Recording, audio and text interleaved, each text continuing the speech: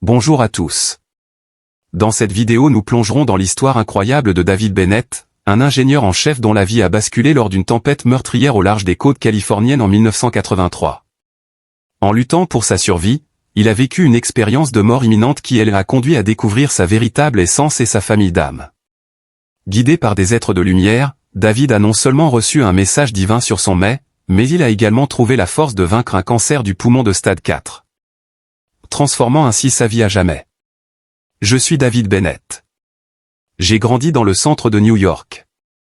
Ma mère était une mère célibataire, à une époque où ce n'était pas courant. Elle m'a donc confié à différentes familles, en leur payant $5 par semaine pour s'occuper de moi, m'héberger et m'envoyer à l'école. Elle pensait faire ce qu'il y avait de mieux pour moi, mais dans beaucoup de ces familles, je n'étais qu'un enfant supplémentaire. Je ne me suis jamais vraiment senti à ma place. Ces premières années de ma vie étaient très dysfonctionnelles, ce qui m'a appris à être indépendant et autonome. Entre 7 et 14 ans, j'ai été placé dans une famille plus stable, mais ma mère m'en a retiré pour qu'elle puisse être ma mère à nouveau. À 14 ans, je ne savais pas vraiment qui était cette femme ni mon nouveau beau-père, et ils avaient tendance à beaucoup se disputer. J'ai donc passé beaucoup de temps à fuir cette situation. Je suis entré dans l'armée pour pouvoir financer mes études d'ingénieur, ce qui m'a permis de devenir ingénieur mécanicien dans la marine. J'ai réussi à avancer dans ma carrière, mais j'avais une philosophie de vie très centrée sur moi-même. Je n'accordais pas d'importance à la vie des autres, je savais où j'allais et si quelqu'un se mettait en travers de mon chemin, je l'ignorais. Après l'armée, je suis devenu plongeur professionnel, une passion que j'avais découverte plus jeune. J'ai voulu combiner l'ingénierie et la plongée, ce qui m'a conduit à devenir ingénieur en chef sur le navire de recherche Aloha. J'étais responsable de tout ce qui était mécanique à bord, c'était mon travail de rêve. À l'époque, la plongée commerciale était très dangereuse, au point que nous ne pouvions même pas obtenir d'assurance vie. J'ai perdu de nombreux amis dans des accidents de plongée. En 1983, au large de la côte californienne, nous évaluions un nouvel ROV lorsqu'une tempête a surgi. Nous avons décidé de rentrer au port avant que la situation ne devienne trop mauvaise, mais nous n'avons pas réussi. Nous ne réalisions pas à ce moment-là que la tempête nous avait poussé 1 mile au sud du port lorsque nous avons atteint la zone des vagues. Ces vagues étaient énormes, et nous avons effectivement été catapultés dans l'océan. C'était absolument noir, tumultueux, et j'étais ballotté comme une poupée de chiffon. C'était l'un des moments les plus féroces et violents de ma vie.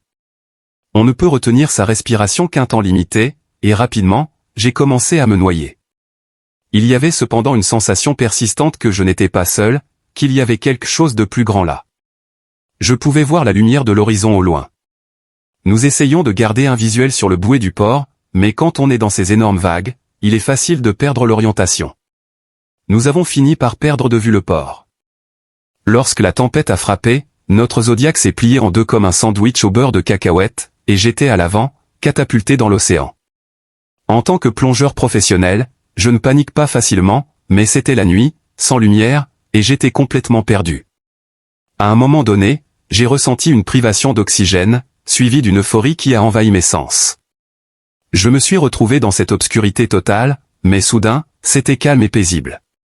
Je n'étais plus ballotté, je ne ressentais plus le froid. J'étais à l'aise, mais je savais que je n'étais pas seul. Ensuite, j'ai vu un petit point de lumière qui attirait mon attention. Plus je m'en approchais, plus j'ai réalisé que c'était des millions de fragments de lumière interagissant entre eux, comme un banc de sardines se déplaçant en harmonie. À ce moment-là, je me suis demandé qui j'étais. En regardant vers le bas, j'ai eu l'impression que mon corps devenait l'un de ces fragments de lumière. J'ai commencé à ressentir des vagues d'amour, comme si j'étais enveloppé dans une couverture chaude d'affection. Contrairement à l'amour conditionnel que nous connaissons ici, cet amour était inconditionnel, omniprésent. En m'approchant, 3 fragments se sont détachés pour me souhaiter la bienvenue, et je les ai reconnus comme ma famille. Ce n'était pas tant la famille de cette vie, mais une plus grande famille qui était toujours avec moi. Finalement, une douzaine d'entre eux sont venus m'accueillir. Ils m'ont communiqué que nous allions plonger plus profondément dans la lumière, dans un espace qui semblait sphérique. C'est là que j'ai commencé à revivre ma vie, non seulement de ma perspective, mais aussi de celle de chaque personne avec qui j'avais interagi. La conscience s'était fragmentée en plusieurs courants, et je vivais ma vie à partir de toutes ces perspectives différentes. Chaque fois que je faisais quelque chose, je pouvais ressentir l'impact que cela avait sur les autres, et j'étais en admiration devant tout cela.